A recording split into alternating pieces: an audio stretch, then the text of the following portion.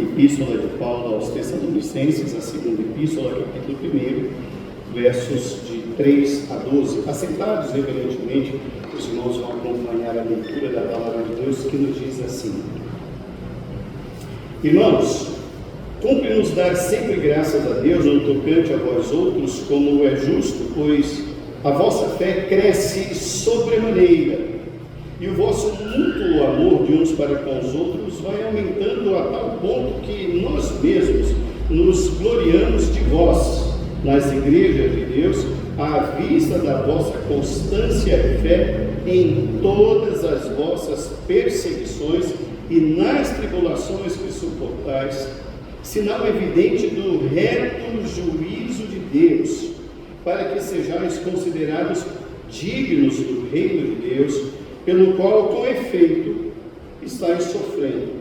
Se de fato é justo para com Deus que Ele dê em paga tribulação aos que vos atribulam, e a vós outros que sois atribulados, alívio juntamente conosco, quando do céu se manifestar o Senhor Jesus, com os anjos do seu poder, em chama de fogo, tomando vingança contra os que não conhecem a Deus e contra os que não obedecem ao Evangelho de nosso Senhor Jesus. Estes sofrerão penalidade de eterna destruição, banidos da face do Senhor e da glória do seu poder, quando vier para ser glorificado nos seus santos e ser admirado em todos os que creram naquele dia, porquanto foi crido entre vós o nosso testemunho. Por isso, também não cessamos de orar por vós, para que o nosso Deus vos torne dignos da sua vocação e cumpra com poder todo o propósito de bondade e obra de fé, a fim de que o nome do nosso Senhor Jesus seja glorificado em vós e vós nele, segundo a graça do nosso Deus e do Senhor Jesus Cristo. Amém. Que Deus nos abençoe, irmãos. Queridos, nós estamos retornando de um período de férias hoje e é um prazer muito grande reencontrar os nossos irmãos, embora alguns dos nossos irmãos ainda estejam em viagem de férias, mas como é bom nós voltarmos à casa do Senhor. E nós vamos retomar a sequência de pregações sobre a carta de Paulo aos Tessalonicenses. A última mensagem que nós fizemos, ainda no mês de dezembro, nós encerramos a primeira carta aos Tessalonicenses, e aí nós dissemos à igreja que nós íamos viajar, e quando retornássemos, nós iremos retomar então essa sequência, e hoje nós vamos dar início à série sobre a segunda epístola aos Tessalonicenses. É uma epístola muito curtinha, e ela foi escrita, irmãos, não muito tempo depois da primeira epístola, ainda por volta do ano 51 da nossa era. O que acontece aqui? O contexto desse texto é: após o envio da primeira epístola à igreja de Tessalônica, ainda havia a necessidade de serem reforçados alguns temas. Muito provavelmente, irmãos, Paulo teve conhecimento dessas carências por algum diálogo, por alguém que levou essa notícia a ele, que ele entendeu a importância e a necessidade de reforçar alguns temas.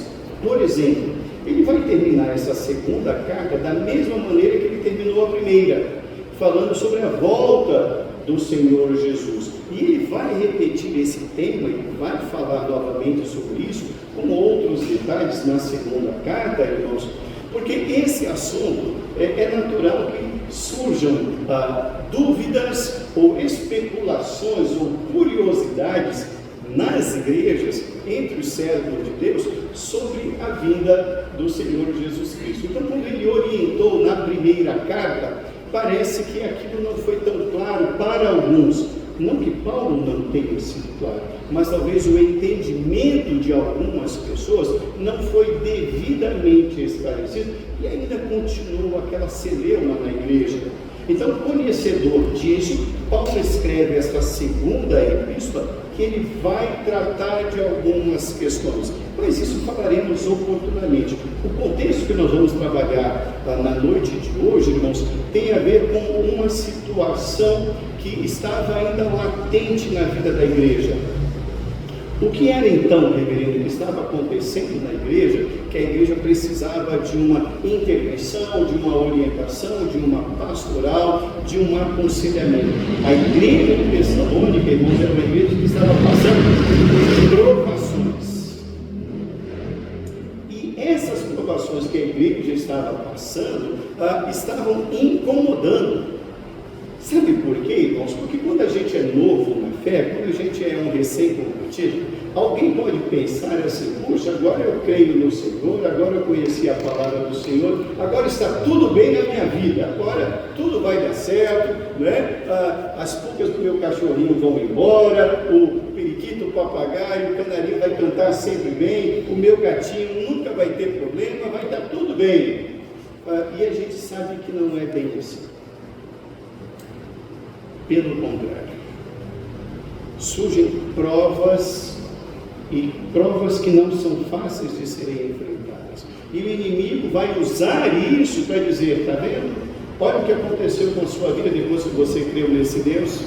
Olha como esse Deus é mau. Olha como ele está te castigando. O inimigo vai usar isso para enfraquecer a fé, para desviar, para tirar do caminho, para afastar de Deus.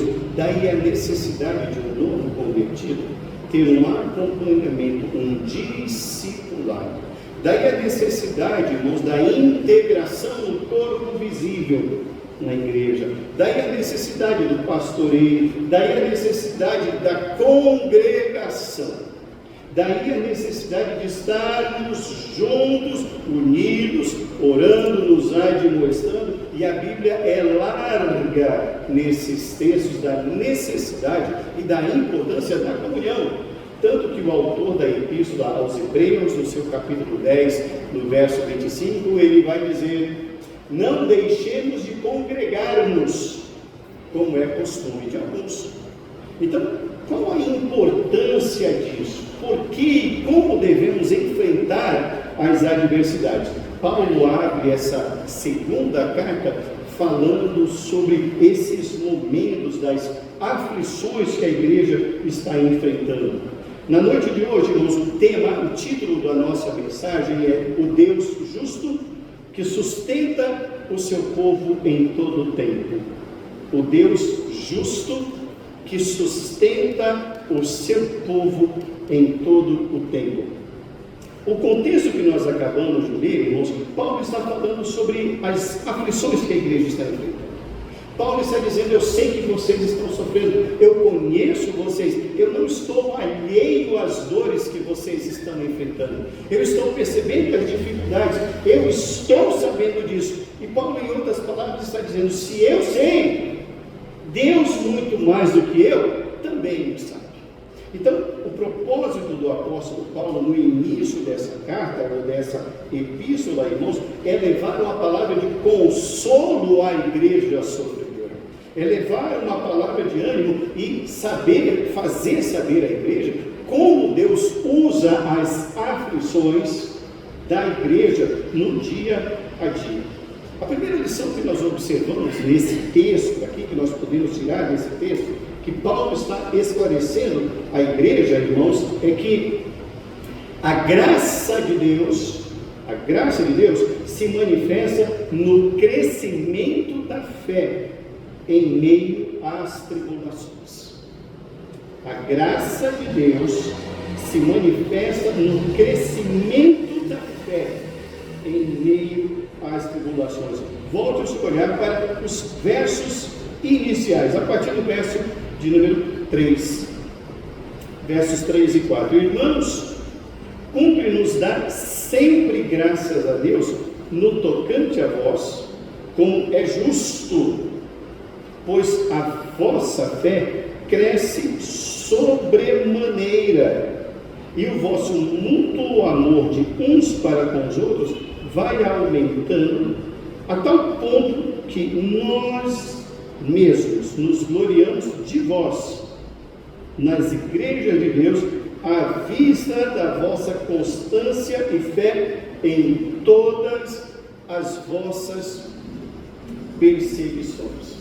O que Paulo está esclarecendo à igreja de Tessalônica, irmãos, é que há um propósito pedagógico, terapêutico, de ensinar a igreja por meio das provações. Geralmente as provações e as dificuldades, irmãos, geralmente elas são mal vistas pelas pessoas que não conhecem a soberania de Deus, a grandeza de Deus. Pensam somente no castigo, pensam somente naquilo que não está certo. Mas Paulo começa essa palavra, observe bem a primeira frase do verso 3: dou graças a Deus por isso.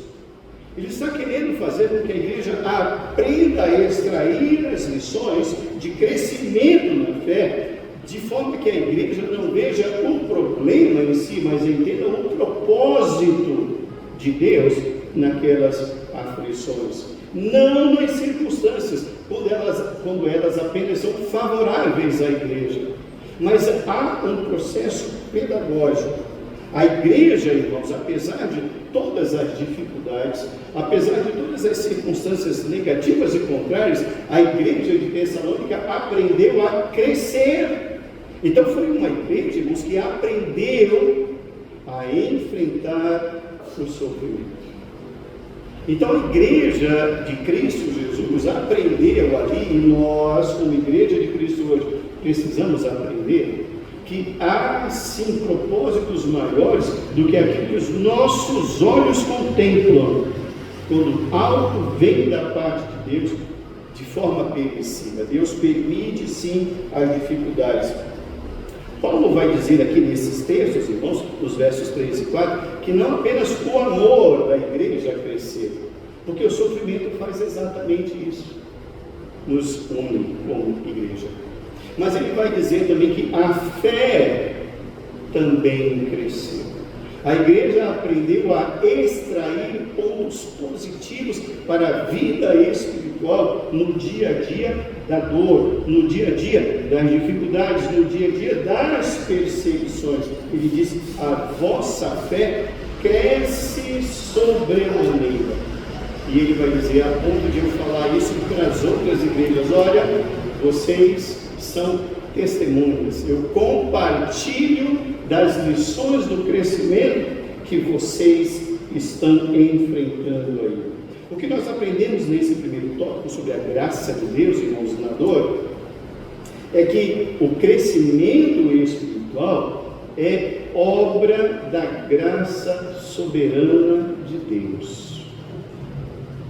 A dor é usada por Deus pela sua graça, e não apenas as circunstâncias.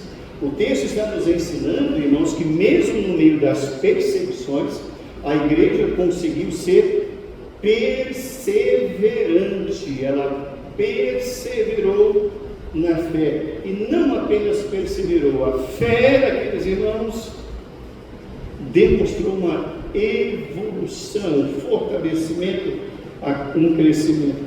A perseverança da igreja, a perseverança dos santos, a perseverança dos crentes, irmãos, não é ausência de sofrimento. Não é ausência de sofrimento, mas fidelidade sustentada por Deus, mesmo no meio dos sofrimentos. Primeira lição: a graça de Deus se manifesta no crescimento de fé em meio às tribulações.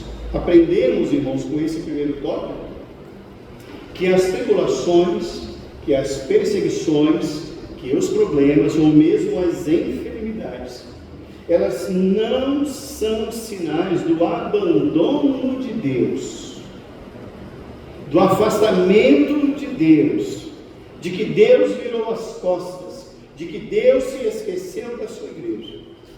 Pelo contrário, muitas vezes é o campo onde Deus mais profundamente trabalha nas nossas vidas. É no momento da dor, é no momento do sofrimento, é o momento e o campo onde Deus mais profundamente nos santifica e nos aproxima dele. Como disse o salmista, foi-me bom ter passado pela aflição, porque assim eu contemplei as maravilhas das tuas mãos. A segunda lição que nós aprendemos nesse texto é que o sofrimento dos justos confirma o justo juízo de Deus. O sofrimento dos justos confirma o justo juízo de Deus. Os versos de 5 a 7, irmãos, são versos muito duros, mas nesses versos de 5 a 7, o apóstolo vai revelar os propósitos de Deus para aqueles momentos de dor. Dizem esses versos assim: sinal evidente do reto juízo de Deus, para que sejais considerados dignos do reino de Deus, pelo qual, com efeito, estáis sofrendo, se de fato é justo para com Deus que Ele dê em paga tribulação aos que vos atribulam, e a vós outros que sois atribulados, alívio juntamente conosco, quando do céu se manifestar o Senhor Jesus com os anjos do seu poder. Quando nós estamos observando esse texto aqui, irmãos, Paulo está falando desse projeto pedagógico, dessa premissa pedagógica que há na tribulação. Ele está convidando a igreja a perceber que Deus se manifesta e Ele governa as tribulações. A Bíblia nos revela, irmãos, que Deus preside aos dilúvios. As tempestades não são obras do caos ou do acaso. Elas seguem exatamente cada propósito da ordem de Deus. Paulo fala isso para a igreja. O processo pedagógico, que é difícil de encontrar quando nós observamos apenas as circunstâncias, está ali embutido, porque Deus tem coisas a ensinar à sua igreja. Paulo afirma, irmãos, algo surpreendente para a igreja de Tessalônica. O sofrimento é prova do justo juízo de Deus. Observe novamente o início do verso 5. Sinal evidente do reto juízo de Deus. O que é sinal evidente? As tribulações. Ele termina o verso 4 falando sobre tribulação. Ele está dizendo para que a igreja aprenda a descansar, como nós acabamos de cantar alguns minutos atrás. Descansarei, pois sei que és Deus. Um outro texto bíblico de fácil conhecimento de todos os irmãos nos diz: aquietai-vos e sabei que eu sou Deus. Irmãos, as tribulações que a igreja de Tessalônica estava enfrentando eram grandes.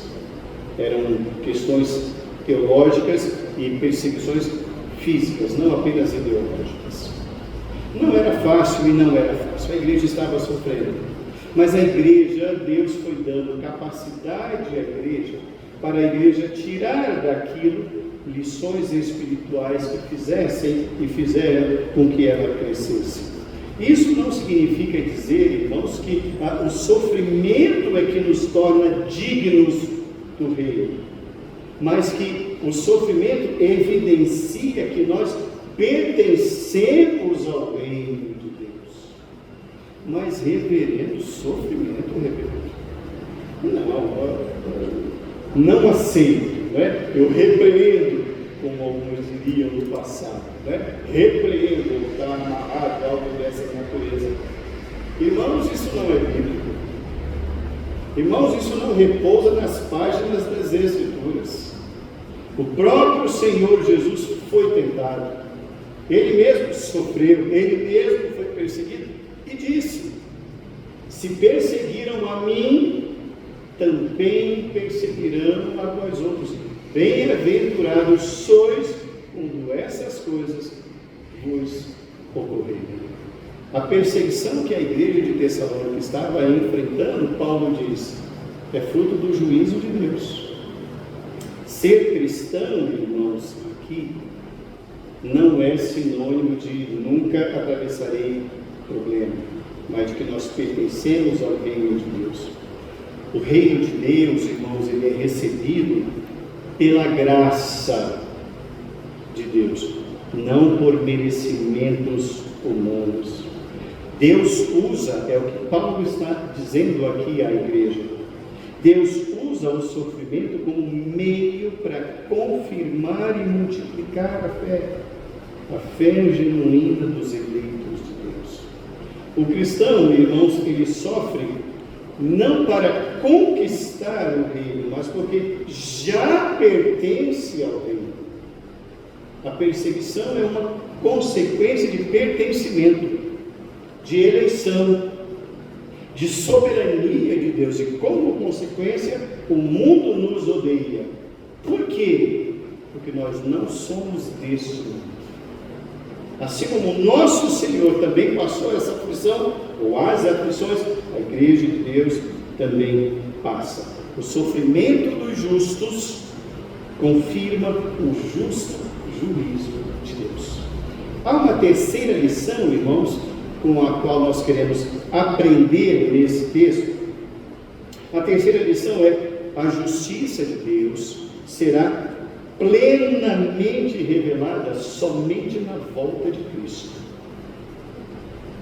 A justiça de Deus será plenamente revelada somente na volta de Cristo. A partir do verso de número 7, na parte final do verso 7, o texto bíblico diz assim: quando do céu se manifestar o Senhor Jesus com os anjos do seu poder, em chama de fogo, tomando vingança contra os que não conhecem a Deus e contra os que não obedecem ao Evangelho de nosso Senhor Jesus. Essa terceira lição, irmãos, nos ensina e nos faz descansar de que não haverá justiça eterna aqui na terra. Sei que nós vivemos um momento muito difícil politicamente no Brasil. Devemos orar e continuar orando pela nossa nação. Os dias não são bons. Mas nós não viemos aqui na noite de hoje para falar de ideologia, seja ela qual for. Mas geralmente, quando nós olhamos no plano terreno, nós pensamos em nomes. Quem poderá livrar o Brasil dessa situação? E nos vem à mente nomes, ou partidos, ou ideologias, ou filosofias, ou alguém de fora do país. E geralmente nós somos enganados por acreditarmos que a esperança está aqui. Se o partido A, B ou C, ideologia A, B ou C, ou o nome A, B ou C, interno ou externo, surgir, aí sim haverá justiça no país. Nunca. O que Paulo está dizendo à igreja de Tessalônica é: queridos, a nossa esperança não reside aqui na terra. A nossa esperança é a vinda do Senhor Jesus. É isso que ele diz: quando o Senhor vier, Ele dará a paga real no dia do juízo final. Ele está dizendo nesses versos de 7 a 10, irmãos, que haverá sim uma justiça eterna para os que creem e uma justiça eterna para os que não creem. Todos receberão a justiça de Deus. Os que creem, a vida eterna, e para os que não creem, a condenação eterna. Haverá uma eternidade para quem crê e uma outra eternidade para quem não crê. Haverá um justo juízo para os que rejeitam o Evangelho e perseguem o povo de Deus. Então, o sofrimento, irmãos, tem o sentido pedagógico de fazer com que a igreja anseie pela volta de Jesus. Maranata, vem Senhor Jesus. O que nós aprendemos nesse terceiro tópico aqui, irmãos, com essas palavras, dos versos de 7 a 10, é que Paulo está apresentando um Deus eternamente e unicamente justo. Somente Deus é justo, não o governo. Somente Deus é justo, não os partidos políticos. Somente Deus é justo e somente Ele é quem vai estabelecer a justiça. E quando essa justiça será estabelecida? Com a volta do Senhor do universo, Jesus Cristo. Até lá não haverá justiça. Até lá continuarão as perseguições. E por que isso? Porque somente o Senhor é quem tem o poder de estabelecer todas as coisas, não os governantes. A condenação dos ímpios é certa e justa, e a salvação dos eleitos igualmente certa e justa. A salvação dos crentes resulta unicamente na obra de Cristo, não na obra deles, não por obra pessoal ou obra humana. O que nós aprendemos com essa terceira lição aqui? A igreja de Tessalônica nos ensina, irmãos, a sermos perseverantes na fé. Não perseverantes em nomes, ideias, partidos ou ideologias, mas perseverarmos na fé. Continuarmos a revelarmos um temor reverente e aguardarmos a vinda do Senhor Jesus.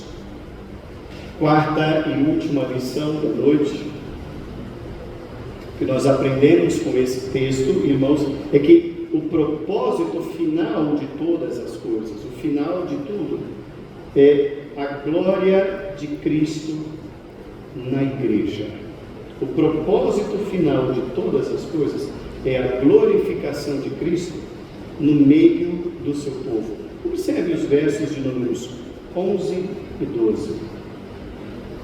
Por isso também não cessamos de orar por vós, para que o nosso Deus vos torne dignos da sua vocação e cumpra com poder todo o propósito de bondade e obra de fé, a fim de que o nome de nosso Senhor Jesus Cristo seja glorificado em vós, e vós nele, segundo a graça de nosso Deus e do Senhor Jesus Cristo.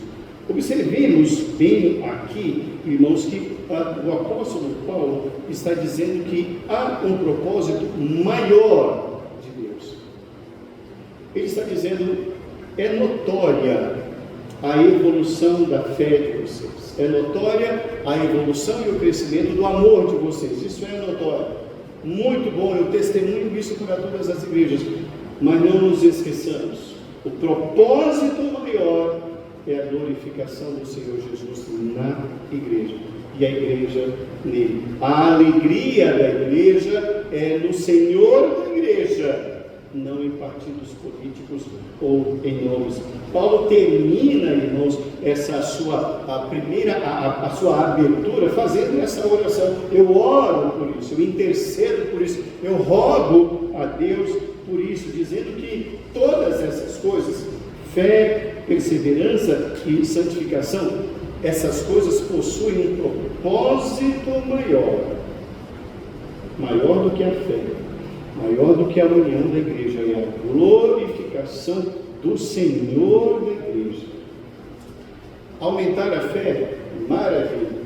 Aumentar a comunhão, bênção.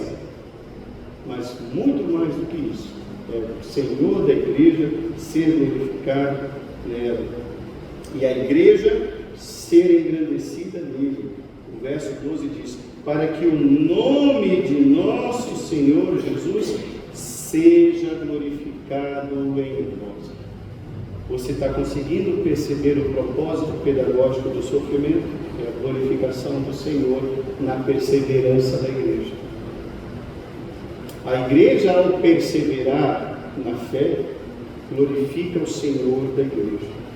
Aprendemos, irmãos, nesse quarto tópico da mensagem de hoje, que a salvação existe somente para a glorificação do nome do Senhor.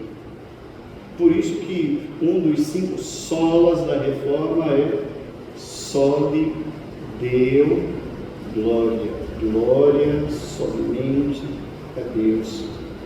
Aprendemos também nesse tópico 4, aqui, irmãos, que Cristo, ele é glorificado na igreja quando ela persevera no meio da angústia, das perseguições e das aflições.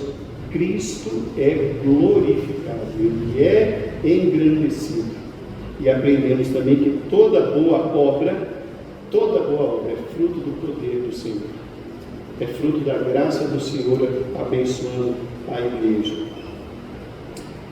Nós aprendemos, irmãos, que a vida cristã, ela não gira em torno de conforto espiritual. Ela não gira em torno, irmãos, de coisas que sejam agradáveis aos nossos olhos.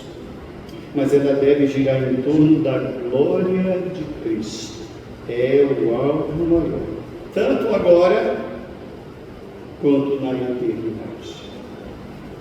Concluindo a nossa reflexão na noite de hoje, irmãos, esse trecho que hoje nós observamos e estamos aprendendo, nos ensina que o sofrimento, a perseguição, a dificuldade que a igreja enfrenta, não é o fim da história, não é a palavra final. Os sofrimentos são passageiros, a enfermidade é passageira, as inquietações são passageiras, não são a palavra final. Paulo está ensinando a igreja de Tessalônica e a nós na noite de hoje, irmãos, que Deus reina sobre as perseguições. Deus reina sobre todas as coisas. Aprendemos também que Paulo está dizendo que a esperança da igreja não deve estar nesse plano terreno, mas a esperança da igreja é a volta do Senhor Jesus. Aí sim haverá um só rebanho e um só pastor. Aí sim a justiça estará plenamente estabelecida e haverá para sempre a glória de Cristo. Irmãos, o mesmo Deus que sustentou a igreja de Tessalônica no meio das aflições é o mesmo Deus que continua no trono hoje, reinando, nos permitindo as nossas dificuldades, os nossos dissabores e as nossas enfermidades. É o mesmo Deus, não é outro. O nosso Deus, irmãos, ele está assentado sobre um trono e nesse trono ele jamais se ausentou.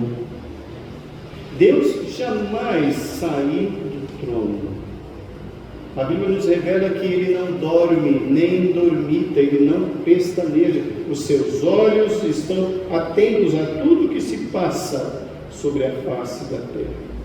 É o mesmo Deus, irmãos, que enviará Jesus Cristo para levar aqueles que nele creem consigo, para que habitemos para sempre com ele. E é o mesmo Senhor que separará no dia do juízo final os que creem dos que não creem. Aí ali o sofrimento será eterno. Aqui, passageiro. Eu concluo a mensagem de hoje recitando um texto que diz: nem olhos viram, nem ouvidos ouviram, nem jamais penetrou na mente ou no coração humano aquilo que Deus tem preparado para aqueles que o amam. A graça de Deus, irmãos, está conosco, mesmo nas tempestades, porque o Senhor é o Senhor da igreja. Que Deus nos abençoe, nos fortaleça e nos faça crescer em fé e em amor, mesmo em tempos adversos. Em nome de Jesus. Amém.